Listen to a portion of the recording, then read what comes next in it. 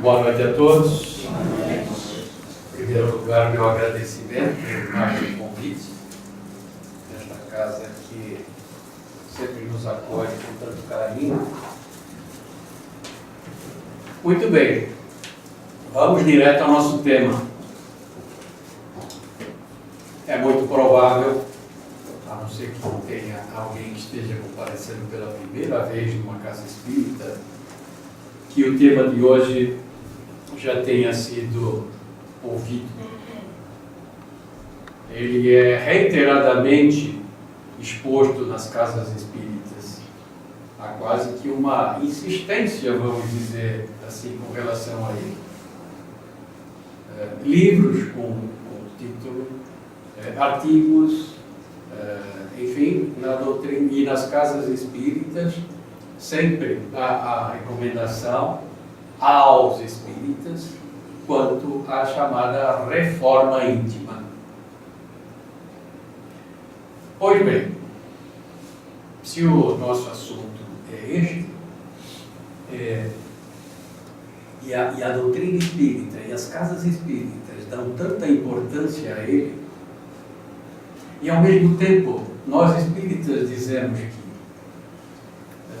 nós não inovamos nem conflitamos com Jesus, pelo contrário, nós damos sequência ao que ele nos deixou. Fica a pergunta: será que Jesus, que sempre foi muito abrangente nas suas recomendações e nos seus ensinamentos, será que ele também se preocupou com isso? Será que ele também falou sobre isso? É o que nós vamos tentar conversar ou fazermos a nossa reflexão junto com vocês. Vamos buscar no Evangelho o significado de reino de Deus ou reino dos céus. As duas expressões são bem usadas, reino de Deus mais no Evangelho de Lucas, reino dos céus mais no Evangelho de Mateus, mas é exatamente o mesmo significado. Pois bem, o que nós analisamos a respeito é que reino dos céus ou reino de Deus, para a maioria das religiões ao longo da história nós estamos falando desde o período que antecedeu a vinda de Jesus até uma época bem recente.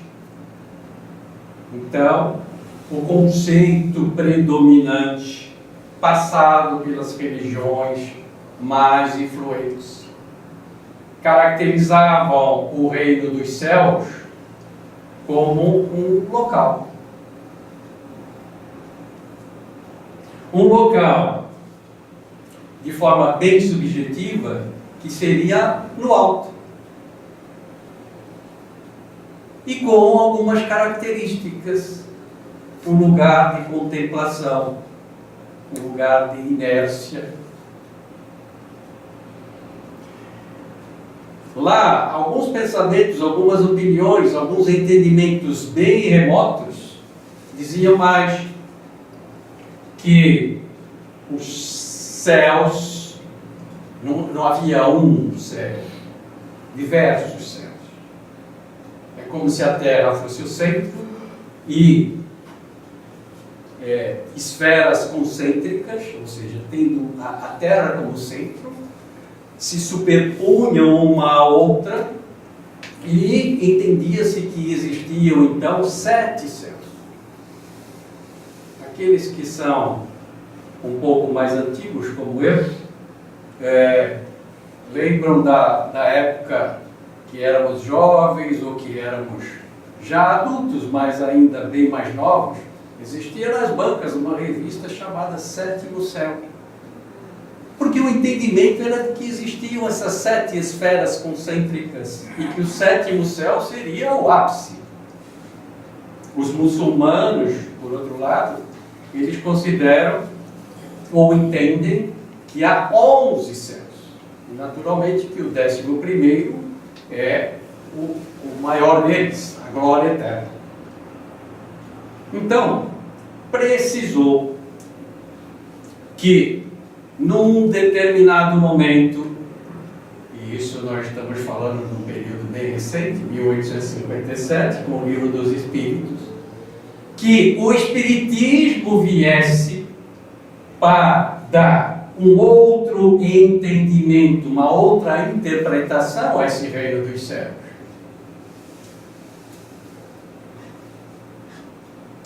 E dizendo para cada um de nós que o reino dos céus está muito mais ligado a um estado interior, a um estado da alma, a condição evolutiva do espírito, do que a um local geográfico, do que um local de contemplação e de inércia.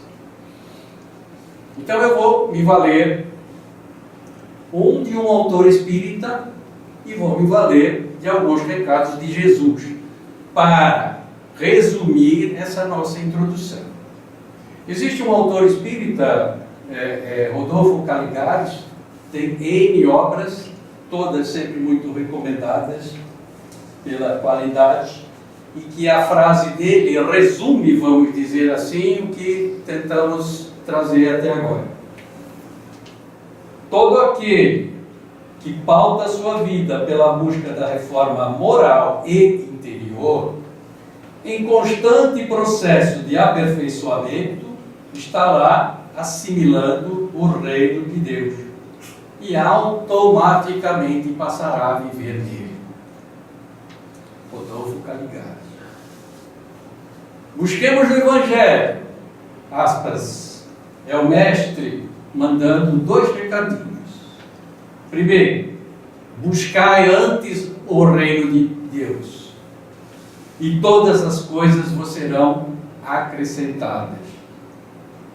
E a segunda, talvez mais pontual ainda, o reino de Deus não está aqui, não está ali, não está acolá, porque já está dentro de vós. Muito bem. Então, com isso, nós deixamos o tema introduzido, mas não tínhamos o pensamento nem o desejo de fazê-lo como já fizemos em outras palestras. Nós queríamos estabelecer essa relação com a interpretação de um autor e dos recados de Jesus. Então, quando nós voltamos os nossos olhos para o Evangelho, nós nos surpreendemos com a quantidade de vezes, as inúmeras vezes, em que Jesus usa a expressão reino de Deus, ou reino dos céus, para passar informações, para distribuir ensinamentos. Então, quem tem o hábito de ler, por exemplo, as parábolas do Mestre, são diversas as vezes que ele inicia da seguinte forma: o reino de Deus é semelhante a... E aí ele discorre sobre um fato corriqueiro das nossas vidas, ou da vida daqueles a quem ele transmitia naquele momento. O reino de Deus é comparado a... E discorria sobre uma outra situação, comparando ou dizendo que é semelhante a tal situação. Insistentemente ele assim se dirigiu, insistentemente ele assim ensinou. Então, se a doutrina espírita chega um pouquinho mais à frente, como o Consolador prometido por ele, e cunha essa expressão reforma íntima, que significa um estado da alma. Nós, ao adentrarmos pelo Evangelho, por aquilo que Jesus nos ensina, nós podemos interpretar da mesma maneira. O reino dos céus não quer dizer um lugar específico. Nem mesmo significa que precisamos morrer, desencarnar para ir a esse lugar. Ele pode ser construído a qualquer momento. E o processo dessa construção é muito simples. E ainda mais, ele é acessível para toda e qualquer criatura. E esse papel de mostrar a simplicidade e esse acesso, sim, aí é a doutrina espírita que nos explica. Porque ela já começa dizendo: você é um espírito. Você foi criado simples e ignorante, com total condição de progredir. Você é perfectível. Ou seja, o reino de Deus ou o reino dos céus é algo a ser construído. Alguém te oferece, te dá, você compra? Não, você constrói. Cabe a você essa construção, essa aquisição. E então, reiteradamente, sabendo dessa necessidade que todos nós temos de evoluir, de crescer, de nos aprimorar, é que vocês já devem ter ouvido tantas vezes o assunto reforma íntima, e é assim também como Jesus, tantas e tantas vezes, em tantas parábolas, assim também se refere, indicando esse reino de Deus, o reino dos céus. Muito bem, eu fiz uma listinha outro dia, estava observando, elenquei 10 ou 12 parábolas em que ele inicia dessa forma: o reino de Deus é semelhante ou é comparado a parábola do joio e do trigo, do grão de mostarda, do fermento, do tesouro escondido, da pérola, da rede, do credor incompassível, dos trabalhadores e das diversas horas do trabalho, das bodas, das 10 virgens. É insistentemente abordado por Jesus. Muito bem. Por que eu estou falando isso? Porque às vezes, alguns dizem: mas o mesmo assunto outra vez, Então, não se trata de querer ser insistente. Não, eu acho que esse recado, ele vem sendo colocado à nossa frente para nossa observação, nossa reflexão e uma tomada de decisão pessoal. Muito bem. Então vamos lá. Nós vamos pegar algumas dessas parábolas bem curtinhas, mas certamente que Jesus, com a sua infinita sapiência, ele conseguia, em histórias muito compactas, passar o seu recado de forma direta. E ele usava muitos recursos das parábolas porque era uma forma delas avançarem ao longo do tempo e chegarem intactas até o dia de hoje. E naturalmente precisando ser somente interpretadas. É preciso cuidado para não tomá-las ao pé da letra. Pois bem, então, vejamos duas delas. O reino dos céus é semelhante a um grão de mostarda, que um homem tomou e lançou no seu campo. Plantou. Esse grão é, na verdade, a menor de todas as sementes, mas depois de crescida é a maior das hortaliças. E se faz árvore, de tal modo que as aves vêm fazer ninho em seus ramos. Então, aquela insignificante semente se transforma na maior das hortaliças, numa árvore, e abriga até mesmo as aves. No segundo momento, O reino dos céus é semelhante ao fermento que uma mulher tomou e escondeu em 3 medidas de farinha. Colocou o fermento na massa, até que ficasse levedada toda a massa. Muito bem. 2 parábolas, bem curtinhas, mas de um conteúdo que leva a uma boa reflexão. Em ambas, o reino dos céus, que é como ele inicia as duas, está levando à interpretação de fenômenos que dizem respeito ao crescimento e à expansão. Né? Crescer e evoluir nas suas potencialidades. Ou seja, a semente, se você olhar a ela pura e simplesmente, o que você vai enxergar ali? O que você vai esperar ali? A não ser que se instale um processo de plantio na terra, onde ela some, onde o sol, a luz, onde a chuva, a água irão interagir, e aí se construirá a maior das hortaliças, uma árvore e abrigo para as aves. Então, para chegar a este ponto, há todo um processo de construção. O outro, alguém já pensou ou já tentou fazer uso do fermento, ele puro e simplesmente como elemento? Não serve para nada.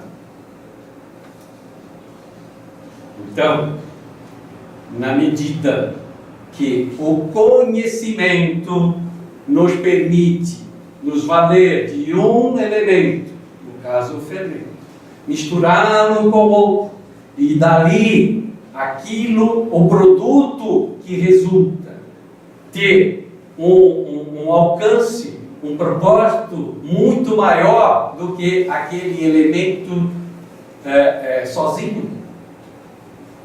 Isso é um convite do crescimento para o conhecimento. Então, que tipo de valores nós temos que buscar para esse estado da alma que está aqui, dentro de cada um de nós, né? Como Jesus falou, o reino de Deus não está aqui, ali, nem acolá, mas dentro de vós. Vamos ver mais 2 historinhas. O reino dos céus é semelhante a um tesouro oculto no campo. Foi achado e escondido por um homem, o qual, movido pelo gozo, foi vender tudo o que possuía e comprou aquele campo.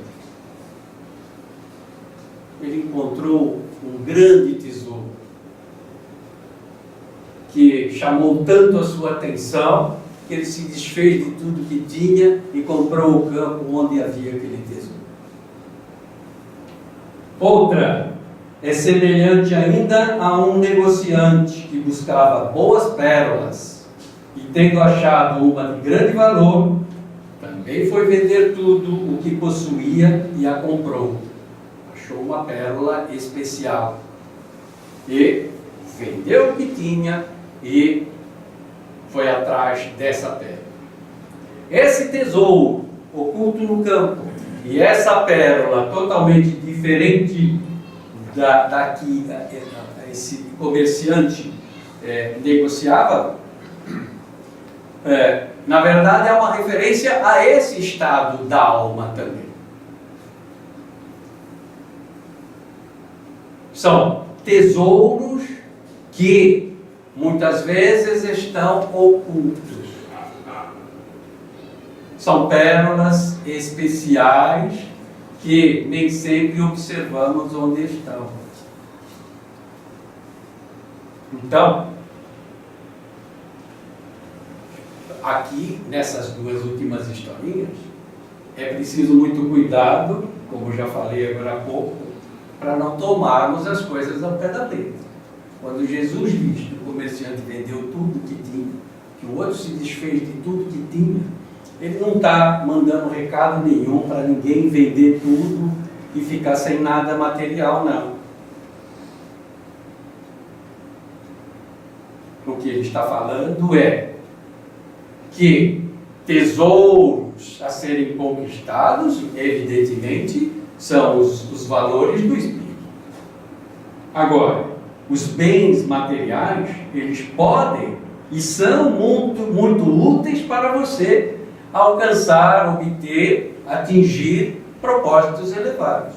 O que nós não devemos, ou o que nós devemos entender do recado do Mestre, é que nós não podemos e não devemos, aí sim, é fazer da nossa existência aqui o bem material como finalidade das nossas passagens por aqui. Isso sim seria totalmente incompatível com o que Jesus nos ensina. Pois bem,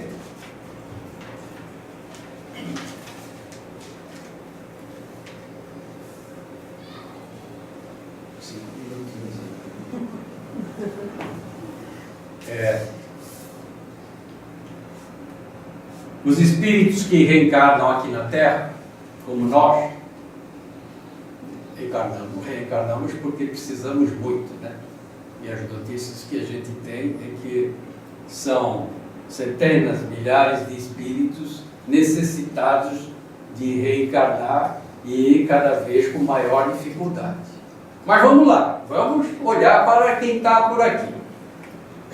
Aqueles que não despertaram, ou seja, que valorizam mais o mundo material, não despertaram para as coisas do Espírito. Esses não enxergam, não encontram, não sabem da existência desse tesouro, dessa pérola, dessa semente. Não acordaram, não despertaram. Aqueles que são indiferentes à possibilidade de evoluir. Esses, certamente, e aí já é motivo de outra palestra, acabam sendo alavancados, impulsionados pela ação de causa e efeito. Né? São atingidos pelas provas, pelas expiações, onde aquele com menor visão vai enxergar somente o azar, ou a punição, o castigo, porque que Deus dá isso para mim, e não vai ver que é despertamento, é empurrão, não é? E é assim que temos que ver as nossas dificuldades, nossas provas e nossas expiações. E por fim, aqueles que estão dispostos a buscar o reino dos céus, o reino de Deus. Aqueles que estão dispostos a buscar, a trabalhar a sua reforma íntima. E aí, gente, entra a nossa grande luta de encarnados nesse estágio médio e evolutivo que todos nós apresentamos. Tem criaturas encarnadas muito além de nós, muito mais evoluídas, dá para identificar. Tem criaturas encarnadas num estágio mais próximo da selvageria, da animalidade? Tem também. Nós que estamos na média, somos aqueles que já entendemos. Nós sabemos que temos que buscar esse crescer e esse evoluir. Mas nós também nos defrontamos com as nossas próprias dificuldades. Afinal de contas, há quanto tempo estamos encarnando e reencarnando? Há quanto tempo alimentamos ideias que estão assim bem cristalizadas aqui, difícil de mudar? Todos nós. Né? Todos nós temos isso. Então é uma briga, é uma luta, é um enfrentamento de mim para comigo mesmo. O recado eu entendo, a interpretação está fácil, a análise, a reflexão flui. O problema é o meu dia a dia. O problema é o meu cotidiano. Colocar isso nas 24 horas do meu dia não é fácil. E isso que a gente fica tentando falar e explicar, e às vezes nem mesmo consegue, por mais que você fale, Jesus, com as duas palavrinhas dele, matava esse assunto, né? O que é preciso? Orar e vigiar, antes de mais nada. Né? Muito bem, então o recado, a reflexão de hoje é para dizer para cada um de nós, que cada um de nós tem aqui dentro a semente para cuidar, para regar, para que ela possa ser transformada. Aqui dentro de cada um, como Jesus disse, e eu repeti lá no comecinho, o reino de Deus está dentro de vós, não está aqui, nem ali, nem acolá.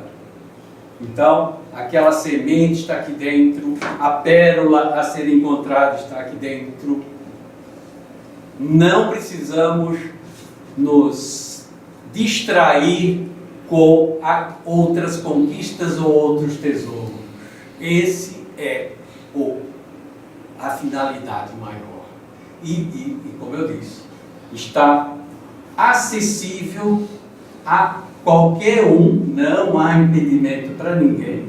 Pelo contrário, incentivo, na medida que o assunto reiteradamente é trazido às nossas reflexões. Muito bem, falta um minuto. Eu agradeço a todos pela atenção. Sempre que aqui venho me sinto acolhido carinhosamente, e isso naturalmente se deve, em primeiro lugar, à espiritualidade que já nos prepara o ambiente, mas certamente àquilo que cada um de vocês também contribui. Nós somos influenciados pelo meio, mas influenciamos também. Então, dessa somatória aqui, com certeza, eu tenho a obrigação de agradecer pela sustentação também. Grato a todos.